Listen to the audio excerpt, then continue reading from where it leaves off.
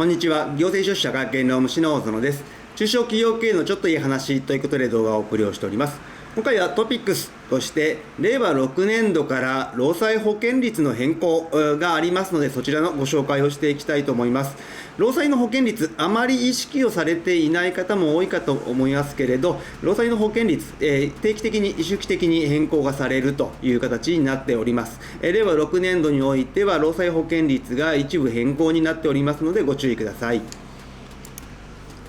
今回の概要ですけれど、今回、労災保険率についての解説をしていきますけれど、まずは労災保険制度とその適用要件について見ていきたいと思います。そして、労災保険に加入することによるメリット、そして労災保険に加入することで受けられる給付の種類について見ていきたいと思います。そして昨今のですね、労災事故の件数の推移について見ていきたいと思います。そして今回変更となります労災保険率の改定の内容について見ていった上で、最後に注意点とまとめという形になります。まずはですね、労災保険制度とその適用要件について見ていきたいと思います。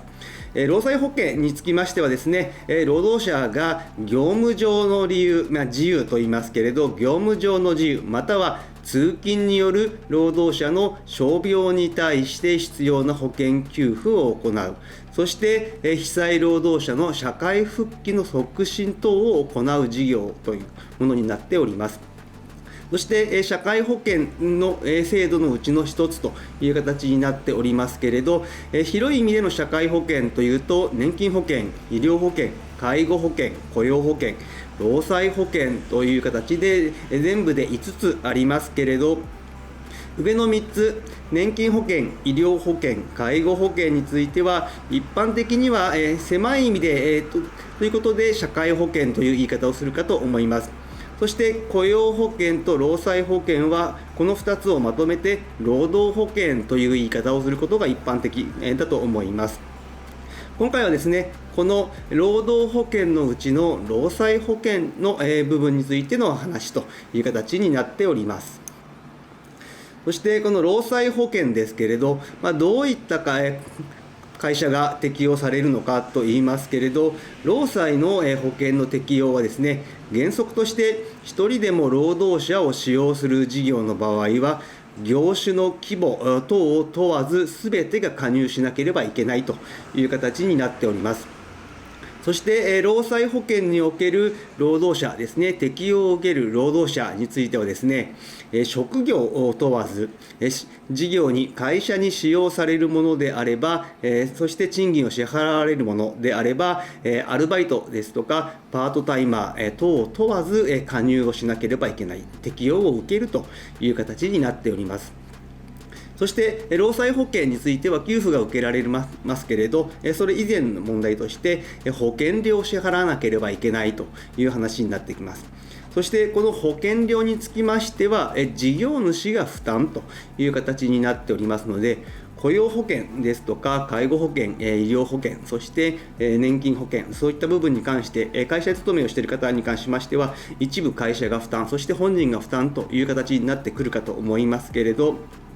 労災保険に関しては事業主が負担をするという形になっております。そしてですね、労災の適用要件として、事業に使用され、賃金を支払われるものが対象になっておりますけれど、そうは言ってもですね、ここに入ってこない人たちにつきましては、労災保険の適用がないといった状況にはなっております。そういった状況で、やはり実質労働者という形であれば、労災保険の適用をした方が良いのではないかという意見もありまして、特別加入制度というのが設けられております。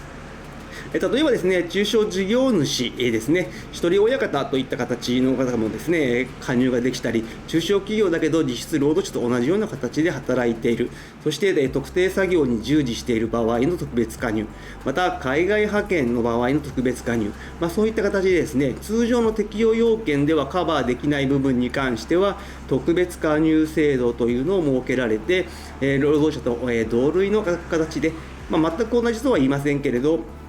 労災の保険適用が受けられるという形になっております。昨今はですね、この特別加入の部分ですね、いわゆる丸3番の特定作業従事者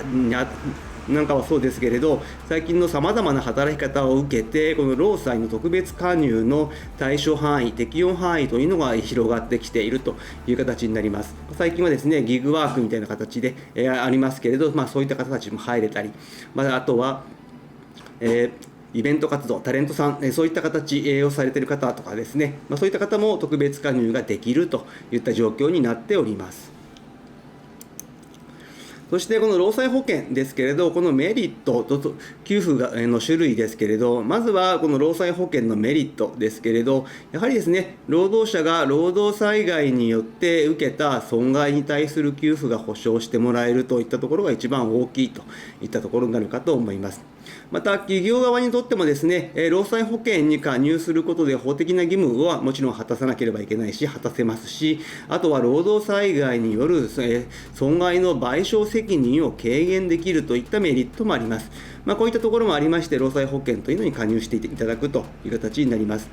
では、労災保険に加入をして、実際給付事由が発生をした場合、どういったものが給付として出てくるのかといいますと、治療に関する給付ですとか、従業員の方がお休みをした場合の休業の給付、怪我等をした場合に、それで障害が残った場合の障害給付、亡くなってしまった場合の死亡給付等といった形で、さまざまな給付が用意されているという状況になっております。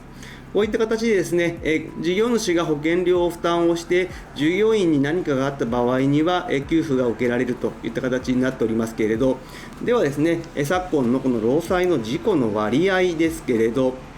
見ていきますと、上のグラフにつきましては、休業が4日以上生じた死傷者ですけれど、そして下のグラフが死亡者数になっております。一時的な増加というのはありますけれど、数勢的に見てみると、全体的には減ってきているといった状況にはなってきている。そしてですね、直近で見てみますと、令和4年につきましては、死亡者は774名と、そして休業4日以上の場合の死傷者数というのは、13万人ほどという形になっております。全体的には減ってはきているんですけれど、4日以上の死傷者数につきましては、平成14年、2002年以降で最多という形になっているので、少し近年ですね、上昇傾向にあると。死亡事故そのものは減ってはきているんですけれど、休業をせざるを得ないような、死傷者というのが増えてきているといった状況ですね。近年はですね、メンタルの部分での、労災というのは結構認められるようになってきたといった状況ではあります。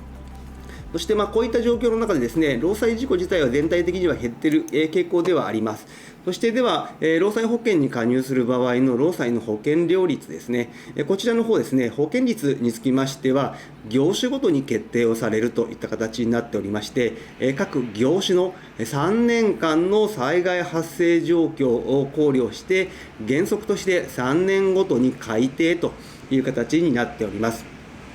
そしてですね、こちら、令和5年の2023年の12月に労働政策審議会の方で出てきた、改正案になりますけれど、まずはですね、全体として出てきた案として、労災保険率を業種平均で全体で引き下げるという、内容になっております。全体平均で 0.45% を 0.44% に引き下げるといった形、引き下げ自体はですね17業種ですけれど、引き上げが3業種ほどあるといった状況。またその他ですね、一人親方などの特別加入に関わる2種特別加入の保険料率というのを改定といった形になっておりまして、こちらはですね、下げというのが5区分あるといった状況ですね。あとは建設業者で請負なんかをやっている会社さんはですね、労務費率というのを使うかと思いますけれど、この請負による建設の事業の労務費率の割合を改定をしていくといった形で、大きく3本ですね、改定がされるといった形で、こちらの方はですね、令和6年からスタートといった形になっております。そして最後に注意点とまとめですけれど、全体的に労災事故自体は減ってはいるんですけれど、一方ですね、精神障害の労災ですね、いわゆる仕事による強いストレスを原因とした精神的な障害ですね。こちらはですね、請求自体は2年連続で増加をしている。そして支給決定自体は4年連続で増加をしているといった状況になっているので、一方でですね、こういった精神的な障害の労災というのは増えてきている。多いのはですね、業種としては医療や福祉の業種が多いというふうになっております。また、精神障害も多いんですけれど、あとはですね、脳や心臓疾患の労災というのも増えてきている。こちらの方はですね、運輸や郵便業というのが最多となってきております。この運輸、郵便業なんかに関しましては、2024年問題ですね、労働時間の上限規制というのが、猶予がもうなくなるといった状況で、時間外労働の見直しに取り組んでいるところかと思いますけれど、こういったところですね、過重労働による脳や心臓疾患の労災も防ぐ意味でもですね、過重労働の方を減らしていかなければいけないといった形になっております。そしてですね、労災で少し気になっているのが、新型コロナウイルス感染症が流行したこともありまして、テレワークが随分普及をしてきたといった状況になっております。その分でですね、その反面、コミュニケーションの希薄化によって、メンタルヘルスで支障を起こす方が増えてきているといった状況になっておりますので、メンタルヘルス対策というのも忘れずに行ってほしいと思います。今日の内容が明日からの経営にちょっとだけ役に立つことを願っております。ご視聴ありがとうございました。それではまた次回。